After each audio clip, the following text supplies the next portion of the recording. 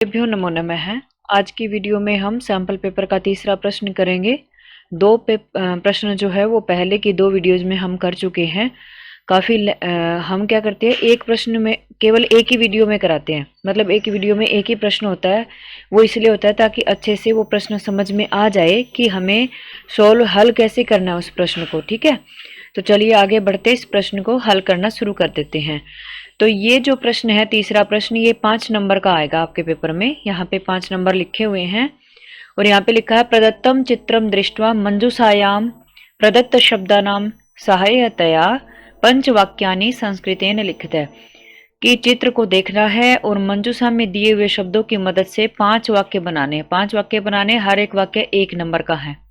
तो सबसे पहले आप चित्र को देखिए, चित्र में आपको क्या क्या दिखाई दे रहा है। तो सबसे पहले आपको यहाँ पे सूरज दिखाई दे रहा है, पेड़ दिखाई दे रहे हैं, चांद दिखाई दे रहा है, नदी दिखाई दे रही है, पहाड़ दिखाई दे रहे हैं। तो ये सारी चीजें आपको चित्र में देखते ही दिख रही होंगी। जब आप प्रश्न को पढ़ लें, उसके बाद चित्र को अच्छे से देख लें कि उस चित्र में क्या क्या वर्णित है, क्या क्या है दिख रहा है आपको। उसके बाद आप देखो मंजूषा, मंजूषा में क्या क्या लिखा हुआ है। तो मंजूषा के शब्द देखिए यहाँ पे। सबसे पहले है वहती, वहती मतलब बहती है।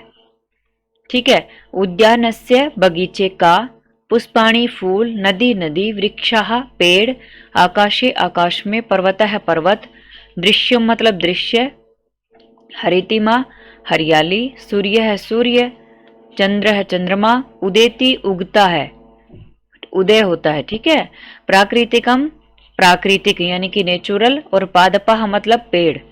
तो ये सारी चीजें हैं। अब इसमें क्या करना है बेटा, तो सबसे पहले आप कर्ता और क्रिया को छांटिए यहाँ पे। तो सबसे पहले अगर आप क्रिया को छांट लेते हैं ना, तो आप उसको इस्तेमाल कर सकते हैं। वैसे मैं यहाँ पे कुछ भी समझ में ना आए तो भी बहुत आसान तरीके से भी आपको बताऊंगी कि आप इस प्रश्न को कैसे हल कर सकते हैं। तो यहाँ पे देखिए, आप क्रिया कौन कौन से, क्रिया मतलब धातु। धातु क्रिया का मतलब क्या है, जो काम हो रहा होता है, जो काम होता है उसे हम कहते हैं क्रिया। तो सबसे पहले यहाँ पे क्रिया है बहती यानी कि बहने का काम, और दूसरा क्रिया है यहाँ पे उदेती मतलब उदय होना। भी सूरज उदय हो रहा है, चंद्रमा उदय हो रहा है, ये सारी चीजें। ठीक है, तो यहाँ पे केवल 2 ही आपको क्रिया दी गई है। अब ये तो है नहीं, आपको वाक्य तो 5 बनाने हैं और क्रिया है केवल 2। तो एक सिंपल तरीका आपको बताती हूँ वाक्य बनाने का। सबसे पहले तो आप पहले वाक्य में ये बताओ कि ये चित्र किस चीज का है। तो पहला वाक्य आपका हो जाएगा, यहाँ पे लिखा हुआ है देखिए कि ये बगीचे का चित्र है। ठीक है, उद्यानस्य दृश्यम अस्ति। तो आप इस चित्र में सब हमेशा हर वाक्य के शुरू में आप ये जरूर लिखें इस चित्र में। और इस चित्र में की संस्कृत में यहाँ पे लिख रही हूं अस्मिन चित्रे। इसका मीनिंग क्या हो गया, इस चित्र में। आप साथ के साथ कॉपी में नोट कर सकते हैं। आप जितने भी वाक्य बनाएंगे, हर वाक्य के शुरू में आप ये लिख दीजिए अस्मिन चित्रे। ठीक है, अस्मिन चित्रे कि इस चित्र में, इसका मतलब यह है कि इस चित्र में। तो पहला वाक्य आपका क्या है कि इस चित्र में क्या है, इस चित्र में उद्यानस्य बगीचे का दृश्य है। तो आप यहां पे लिखेंगे उद्यानस्य दृश्यम, दृश्यम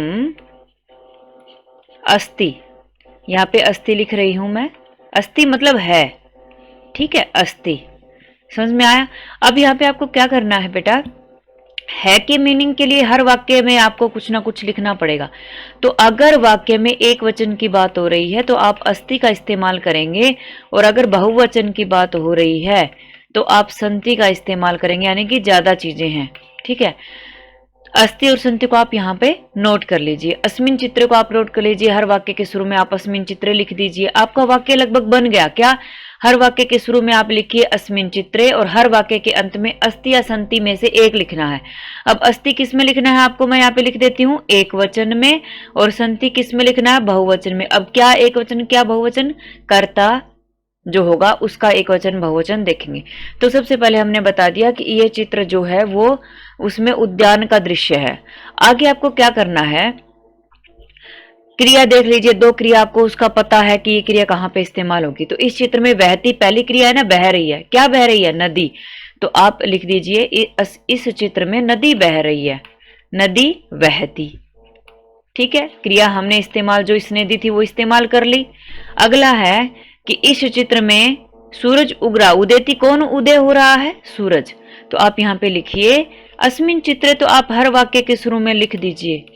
ठीक है, बस इसका ध्यान रखना लिखना कैसे, जैसे अस्मिन के न पे हलंत आएगा, इसका आपको विशेष ध्यान रखना है। अस्मिन चित्रे सूर्य उदेति, सूर्य उदय हो रहा है। ठीक है, तो ये आपका वाक्य हो गया। अगला वाक्य क्या होगा? अस्मिन चित्रे, फिर उसके बाद आप अस्ति और संति को इस्तेमाल कर लीजिए।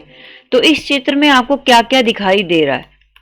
ठीक है, सबसे पहले तो हमने ये बताया कि ये चित्र है किस चीज का, तो ये चित्र जो है इसमें उद्यान का दृश्य है।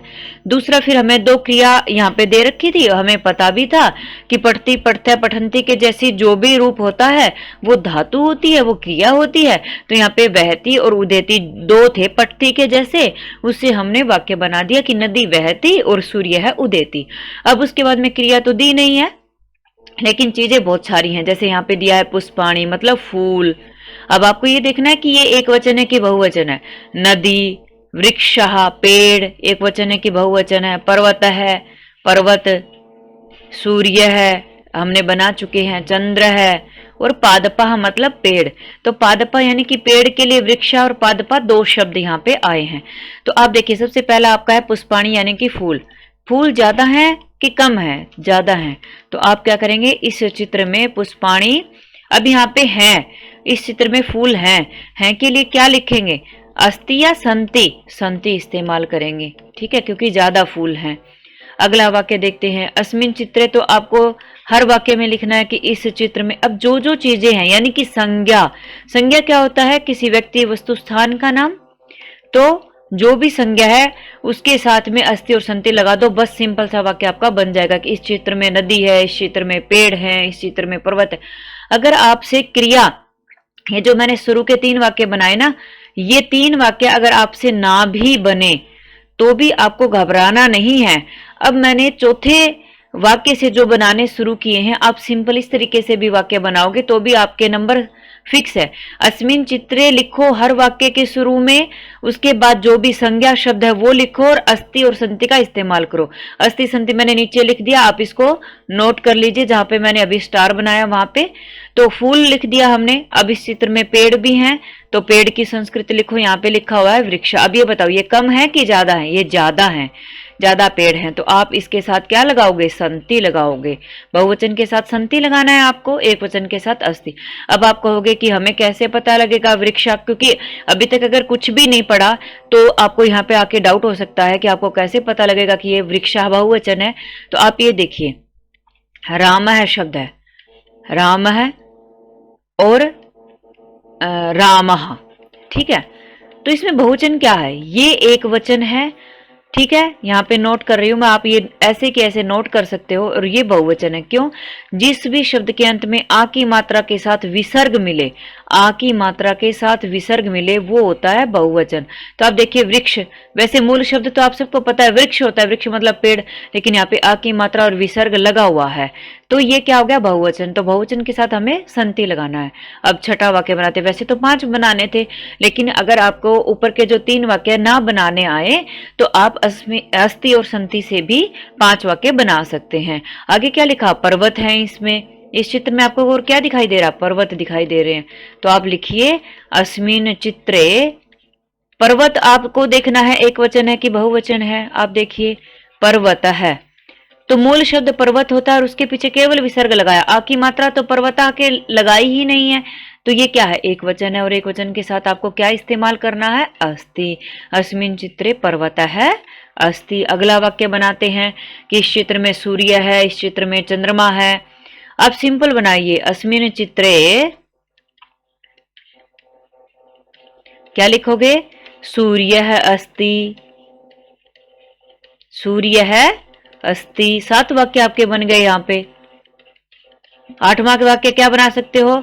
अस्मिन चित्रे चंद्रः अस्ति, ये लिख दो। आपके 8 वाक्य बन गए। अगर शुरू के 3 वाक्य नहीं भी बनाने आते तो भी 8 वाक्य बन गए। तो इस प्रकार हमारा ये प्रश्न हमने यहाँ पे सोल्व किया। अगर आप